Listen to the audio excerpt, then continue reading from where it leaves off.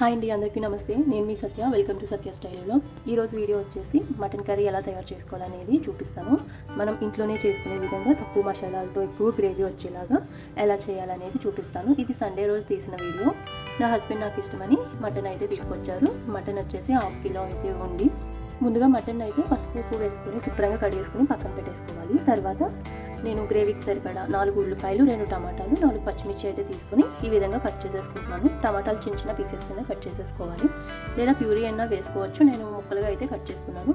Friends, ఎవరైతే మన ఛానల్ని ఫస్ట్ టైం చూస్తున్నారో సబ్స్క్రైబ్ చేసుకోవడం అయితే మర్చిపోకండి. వీడియో కనుక నచ్చితే లైక్ చేయండి. వీడియోని స్కిప్ చేయకుండా లాస్ట్ వరకు అయితే చూసేయండి.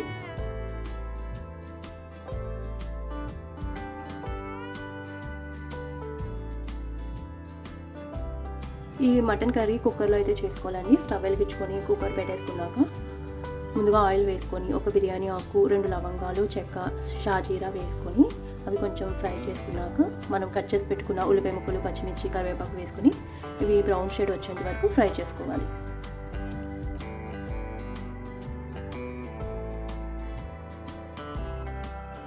ఉల్లిపాయ ముక్కలు త్వరగా మగ్గిపోవాలంటే కొంచెం సాల్ట్ యాడ్ చేసుకొని ఫ్రై చేసుకుంటే ఉల్లిపాయ ముక్కలు త్వరగా మగ్గిపోతాయి.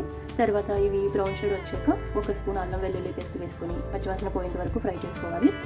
తర్వాత కట్ చేసి పెట్టుకున్న టమాటా ముక్కలను కూడా వేసేసుకుని అవి సాఫ్ట్ అయ్యేంత వరకు ఫ్రై చేసుకోవాలి.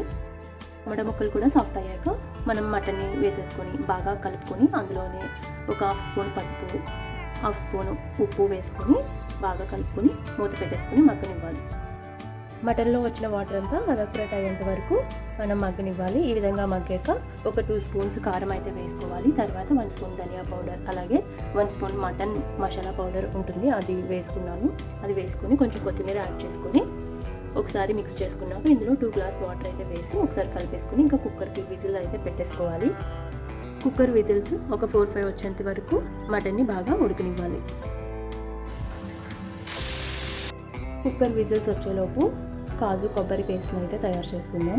కాజు 10 పలుకులను తీసుకొని అలాగే 1 స్పూన్ కొబ్బరి పౌడర్ వేసి కొంచెం వాటర్ వేసి థిక్గా పేస్ట్ చేసుకోవాలి. 4-5 విజిల్స్ తర్వాత కుక్కర్ మూత ఓపెన్ చేసుకుని మనం తయారు చేసి పెట్టుకున్న కాజు కొబ్బరి పేస్ట్ని వేసేసుకొని ఒకసారి మిక్స్ చేసుకుని టేస్ట్కి సరిపడా సాల్ట్ అయితే వేసేసుకొని బాగా మిక్స్ చేసుకున్నాక మూత పెట్టేసుకుని మటన్ని ఉడకనివ్వాలి. ఈ విధంగా గ్రేవీ థిక్నెస్ వచ్చేంత వరకు ఉడకనిచ్చుకున్నాక లాస్ట్లో కొత్తిమీర యాడ్ చేసుకొని స్టవ్ ఆఫ్ చేసుకొని మటన్ కర్రీ అయితే రెడీ అయిపోయింది. ఈ విధంగా మటన్ కర్రీ చేసుకుంటే రైస్లోకే కాకుండా చపాతీ, పరోటాలోకి కూడా బాగుంటుంది. ఓకే ఫ్రెండ్స్, వీడియో నచ్చితే లైక్ చేయండి.